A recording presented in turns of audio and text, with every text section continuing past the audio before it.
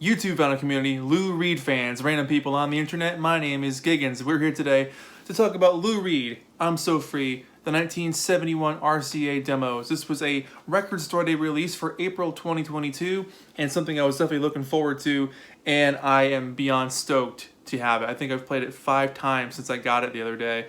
It's such a rewarding listen.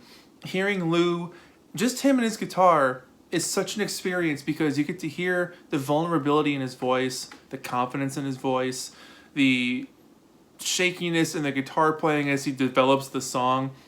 Hearing a song grow has always been a process that's fascinated me. And someone as cool as Lou Reed and the way he writes songs and his style and his delivery, hearing his approach to how a song germinates is a fascinating experience. And so that's why I've been playing this thing so much. It's been so fun to just hear his process. So real quick story, Lou Reed used to be in the Velvet Underground, then he left the Velvet Underground, then his friend here, Richard Robinson, got him over to RCA and started recording demos where he had a really long career with RCA. And a lot of the songs on here were on his first album called Lou Reed. A bunch of them popped up on subsequent albums after that, like Coney Island Baby and Transformer and Berlin. But the stuff on this album, for me, is like some of the best Lou Reed stuff I've ever heard. This is easily one of my favorite Lou Reed albums ever. It's such a good little cohesive unit of songs. It's a snapshot in time. It's just a moment that like you get to experience the beginning of a career. It's a really cool album, is what I'm trying to say. It opens with Perfect Day, the absolute classic, most beloved song that Lou Reed probably ever did. And it's a gorgeous little version of this track. The false start is great before he jumps back into it again. But like, you can hear the enthusiasm in his voice. You can hear how interested in the song he is. And you can hear him want to present it so well. He's really proud of this work. And he knows that it's a good song. And you can hear it growing and developing as he sings it and kind of changes things up here and there. It is absolutely one of the most moving songs on the album, and the delicacy that he puts into it is palpable. You can just feel it. It's a really, really excellent version of this song. It probably might be my favorite version of the song in general, but yeah, it's so damn good. Up next, I'm So Free, a total Lou Reed classic. You got those cool verses and the confident choruses. It's something that he was always so good at. It's a signature Lou Reed style, where you get that chorus where you just sing the title, but it's an earworm. You remember it forever. It just stays in your head. Lou had such a knack for writing pop songs, and even though his delivery may be a little bit more, less, people always say he's got kind of this like deadpan delivery. I don't think so. I mean, in a lot of the songs, yeah, but in a lot more songs, you hear different nuances in his voice. He's a storyteller, and you really hear it there. But this is such an intimate performance of this version of this song, and I really, really dig it. Up next, Wild Child. Lou has so many songs about conversations, and I think because he was such an observer, that it was easy for him to write about things from other people's points of view, and you believe it. You hang on every word that he says. But with a song like this, anybody can relate to it. Anybody can find a version of themselves in the song. The way he presents it so casually and so calmly and so smooth, it's such an enjoyable listen. It's one of those things where you're like, damn, he was such a great songwriter. This is a great representation of that. Then you get I'm Sticking With You. Love hearing Lou sing this one. I've always been used to the Maureen one. It works so well for his voice. It's a great little catchy song. Simple as that. Lisa Says, the notes that he holds in this chorus are classic loaded era Lou Reed. Listen to all the fascinating things that Lisa says, and you get involved with this person.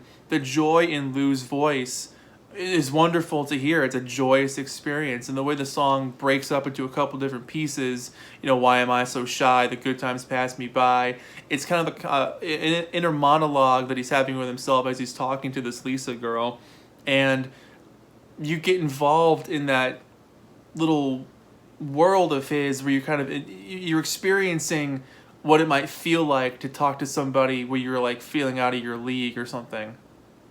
Going Down is the next track on here, and this song for me is a great example of appreciating just a vocal and just a guitar and really listening to the lyrics. This song's about figuring out life and figuring out yourself and, where you stand in the world, and hearing something like that so intimately with just one guitar and one voice, it really makes you perk your ears up. You really stand at attention to hear exactly what's happening in this song, and I really dig that one as well.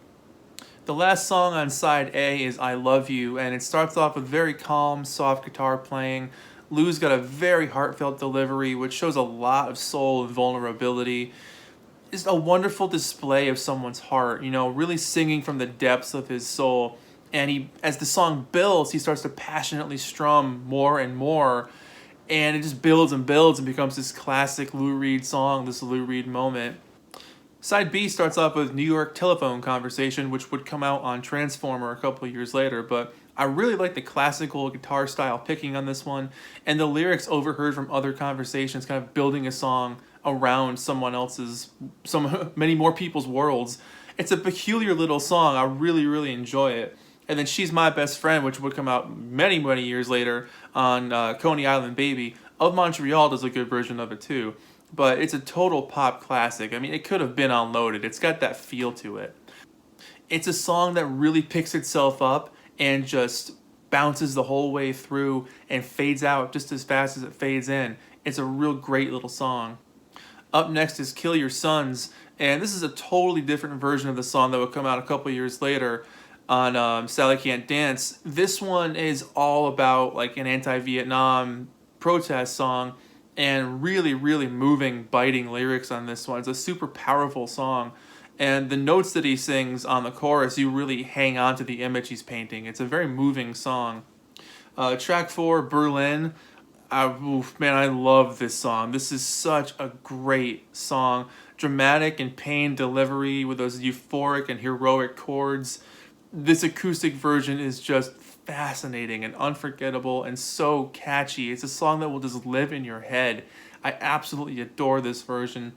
Ocean, maybe a deeper song than what I'm reading into. I probably should research more about this track itself, but it literally sings about the ocean and the waves and the beach and washing away old things, and I want to figure out more exactly what this song is talking about. I feel like there's a deeper story to this one. It's a really cool song. It's not my favorite song. It's on the longer side, and I feel like it's longer because it's trying to tell a story and trying to paint a certain picture, so I get that. But yeah, not my favorite one of the bunch so far. And then it ends with Ride Into the Sun, and I love Lou's voice on this one. It ranges from really sweet to confident and playful. I love the lyrics about everybody just being everybody. Living in New York City, trying to figure out life. That's something he was always really good at writing about, is people figuring out their lives. Rock and roll saved her soul kind of thing. But here's the back cover. Real simple and plain. And the inner sleeve shows the tape boxes. And there's a really good little write-up here from David Frick from Rolling Stone talking about the recording process. It all happened on one day. And they recreated the classic RCA label from the 70s.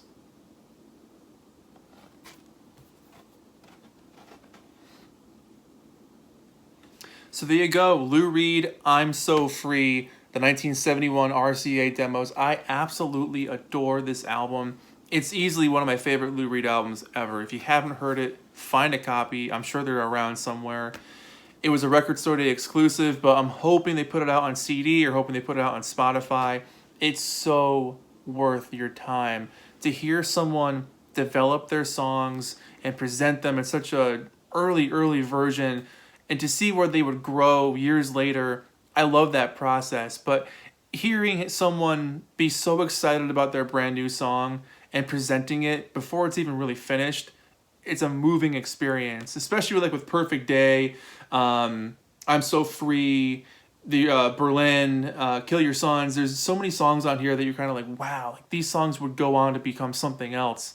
It's a really cool album. Easily for me an 8 out of 10, hands down, a classic album. It's freaking great. I highly recommend it. So if you're a Velvet Underground fan or a Lou Reed fan and you haven't heard this thing yet, I highly recommend picking it up. You won't be disappointed. I really, really enjoyed it. For all the loud rock and roll, cool, swagger, sly stuff that Lou Reed was known for, hearing him be really intimate with just an acoustic guitar and his voice, that's some good stuff, man. So there you go. My name is Giggens. This has been Lou Reed, the 1971 demos, out now for Record Store Day. Pick up a copy. Thank you so much for watching. I'll see you guys in the next video. Take care of yourselves. Bye-bye.